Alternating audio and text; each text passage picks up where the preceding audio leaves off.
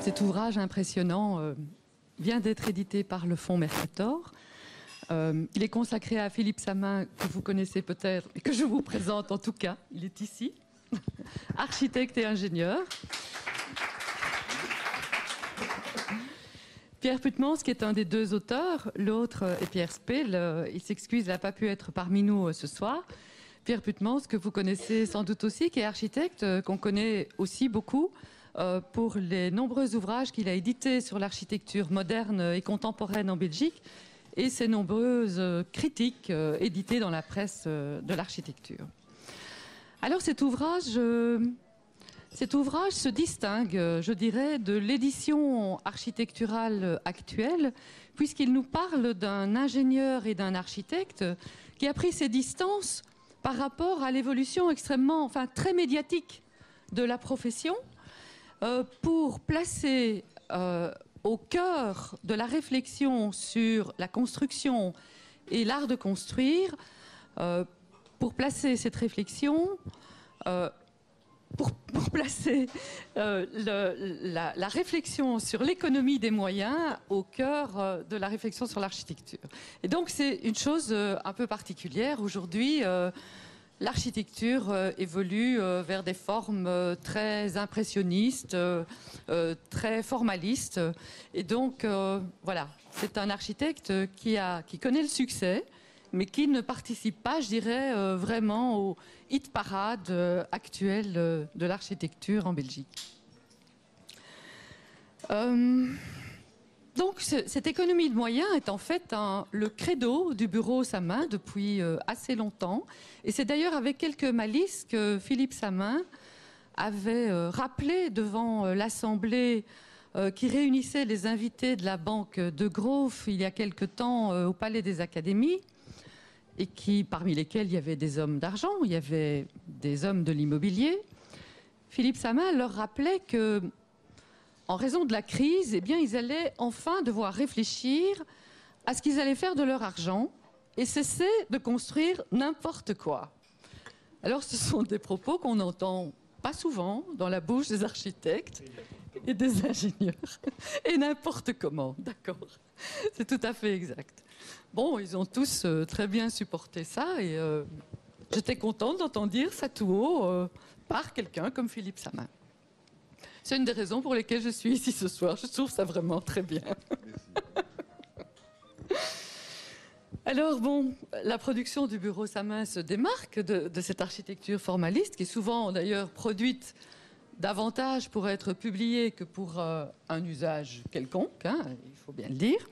Et si certaines de ces réalisations sont remarquables au sens où elles méritent d'être remarquées, hein, ce n'est pas parce qu'elles font preuve d'une expression ostentatoire ou bien d'une vulgarité très étudiée, comme c'est quand même assez souvent le cas, mais bien parce que de la fragilité, je dirais, apparente de certaines de ces constructions émane une très grande poésie, finalement. Et c'est assez rare aujourd'hui dans le monde de l'architecture, la poésie. L'architecture s'impose très très fort comme quelque chose qui prend beaucoup de place, qui en jette plein la vue. Et donc, cette attitude qui est un petit peu en retrait fait partie, je pense, des qualités de cette œuvre architecturale. Oui, parfois, de cette poésie se dégage une sorte de moment de grâce. Je pensais que c'était le cas pour, par exemple, les centres de recherche que Philippe Samin a construit à Venafro, en Italie. Vous le voyez ici, mais aussi pour celui qu'il a construit à Zelzate. On dirait un grand oiseau prêt à décoller. Et un peu comme les machines volantes de Panamarenko, les constructions de Philippe Samin vont jamais pouvoir décoller. Mais malgré leur grande voile et malgré leur état de quasi-lévitation, hein, on pourrait dire cette architecture ici, elle est en quasi-lévitation. On se demande si elle est encore retenue au sol. Et voilà, par contre, ces constructions, elles veulent répondre à une demande, à des programmes extrêmement précis, extrêmement complexes souvent, et elles tirent leur caractère parfois inattendu de l'interaction de cette exigence du programme avec le minimum de moyens à mettre en œuvre pour répondre à la question qui est posée. Bon, ces travaux et réalisations sont illustrés très bien dans cet ouvrage impressionnant à l'aide de dessins d'architecture, à l'aide de recherches structurelles et surtout de photographies réalisées pour certaines par quelques-uns de nos grands photographes. L'ouvrage se compose essentiellement de 2 essais et d'une anthologie qui sont précédés par une brève introduction que l'on doit à Jacques Attali. Jean Attali. Il y a un Jacques qui écrit aussi sur l'architecture. Je ne sais pas si vous le connaissez. Oui. Ah, Jean Attali, oui, c'est Jean Attali. Et qui insiste lui aussi sur l'aspect durable de la démarche du bureau Samin, sur l'exigence de longévité des constructions, sur l'exigence de recyclage des constructions et par là même aussi sur la fluidité spatiale qui doit en résulter et sur l'adéquation au contexte. Les deux essais sont le résultat d'approches complémentaires, celle de l'architecte et celle de l'ingénieur. Et dans un texte qu'on peut aussi lire entre les lignes, eh bien, Philippe Samin replace l'œuvre de Philippe Samin, ou en tout cas la promenade qu'il nous fait faire à travers ses réalisations.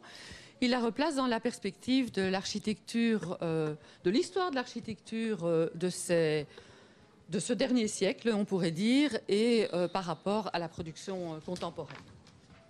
Alors, il pointe notamment une démarche qui est essentiellement pragmatique, utilisant une méthode de travail pour seule source de création, en opposition avec cette recherche d'un style qui hante encore quand même beaucoup d'architectes aujourd'hui.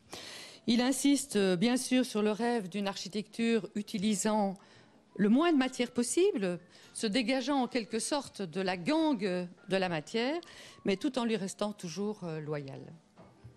Pierre Spey, lui, analyse les recherches de Philippe Samin sur la morphologie des constructions, sur la géométrie des structures et leur développement. Il nous parle aussi de la fascination de Philippe Samin pour les fractales et de sa prédilection pour les compositions symétriques, puisque l'économie des structures commande aussi la symétrie. Composition symétrique éventuellement abritée par une peau dissymétrique, parce qu'aussi bien dans les constructions actuelles, l'enveloppe intérieure ne correspond pas nécessairement à l'enveloppe extérieure. Alors, ces 2 essais sont suivis par une anthologie commentée par Pierre Putmans. Elle constitue l'essentiel de l'ouvrage. Elle propose un large choix de projets et de réalisations. Quelques archétypes apparaissent au fil de ce parcours, et notamment des formes enveloppantes comme des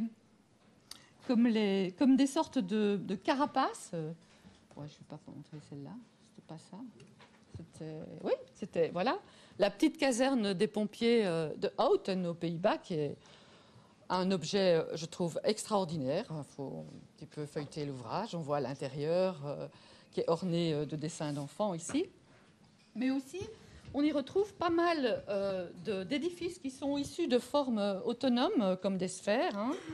Voilà, vous connaissez sans doute tous ce bâtiment pour l'avoir vu en passant sur l'autoroute. C'est le comptoir forestier, le comptoir wallon des matériels forestiers. Oui, matériel génétique forestier, d'accord. Oui, des figures issues de l'anneau, hein, comme cette très belle réalisation entièrement en bois. Et puis des choses que vous connaissez peut-être bien pour les avoir vues à la télévision. C'est comme la base antarctique belge qui a été inaugurée il y a peu. Alors, en fait, cet ouvrage s'ouvre sur 2 projets, s'ouvre sur un projet assez inattendu, enfin amusant, qui est le projet de gare à Douala, au Cameroun, hein, qui est fantastique. Ce sont des coques en béton qui ont la forme de girolles, de chanterelles. Je ne sais plus très bien quels sont ces délicieux champignons. Voilà. Et alors, il se termine sur un projet que je trouve encore plus extraordinaire. c'est ce projet d'école d'architecture à Lubumbashi. Elle est tout à la fin, là. Oui, voilà. Alors, je vous montre d'abord, c'est une école qui est formée d'une série de pavillons. Elle est constituée comme un village Dogon. Il faut quand même... incroyable, voilà. Voilà le village Dogon, avec tous les espaces, les salles de cours, qui sont regroupées autour d'un grand auditoire central, comme la hutte du chef dans les villages Dogon. Et c'est fantastique parce que la conception de ce projet, eh bien, c'est de pouvoir réaliser tout avec les moyens du bord, hein, avec ce qu'on trouve sur place. À savoir une structure dont moi, je n'ai pas très bien compris ce qu'elle était, une structure extrêmement légère, mais tu avais dit avec des bambous, ou qu'est-ce que tu avais dit? Alors, ça va être fait par les garagistes du coin, oui. et les gens qui traînent la savate dans la rue. Oui, mais c'est ça. Et l'accord du gouverneur. Oui. Et c'est des ronds à béton soudés ensemble. Ah voilà, c'est ça. Les ronds à béton soudés ensemble, ils sont recouverts de tôle ondulée et puis de chaume. Hein, oui. C'est une grande termitière. Oui, et à l'intérieur, il y a une sorte de grande toile, de grande bâche qui est là pour réfléchir la lumière, une sorte de cocon, ça donne le confort, etc. Et voilà, la forme de ces locaux, c'est une forme en cheminée pour permettre une aération aisée, et la lumière rentre par le dessus et par des grandes fentes qu'on peut aménager sur le côté et qui laissent passer les rayons du soleil levant et couchant. Alors voilà, moi je trouve que c'est une ode à l'architecture. Je trouve ça absolument génial. Et donc si je n'étais pas convaincue depuis longtemps que Philippe Samin est un rêveur, ce projet était évidemment là pour le confirmer. Mais certes, les rêves de Philippe Samin sont parfois sans doute difficiles à concilier avec cette sorte de crispation un peu militaire qu'il a parfois et qui terrorise pas mal de gens, il faut le dire. Et je pense que l'équilibre entre conviction et responsabilité est dans tous les cas un équilibre qui est très difficile à trouver. D'où la crispation, sans doute, enfin qui fait partie du personnage. Alors la question qu'on se pose, c'est mais est-ce que la pénurie peut paradoxalement intervenir comme un élément positif dans cet exercice, obligeant en quelque sorte à renouer avec cette vieille tradition des ingénieurs du 19e et du 20e siècle qui travaillaient à la limite de la performance des matériaux, à la limite de la performance des structures, à la limite des possibilités, tout simplement. C'est une chose qu'on a perdue aujourd'hui parce que nous sommes de plus en plus tributaires de normes importantes qui règlent à la fois la stabilité, qui règlent la sécurité incendie, qui règlent la performance énergétique. Et donc il y a une série de normes dont on peut se demander si finalement elles favorisent vraiment l'intelligence des architectes et des ingénieurs, parce qu'on a l'impression qu'elles sont là pour toujours mettre plus que ce qu'il ne faut au cas où il y aurait un problème. Et donc, ça n'encourage pas vraiment à réfléchir sur l'économie des moyens, l'économie des matériaux, et avoir une attitude qui corresponde aux exigences actuelles de notre planète, je dirais.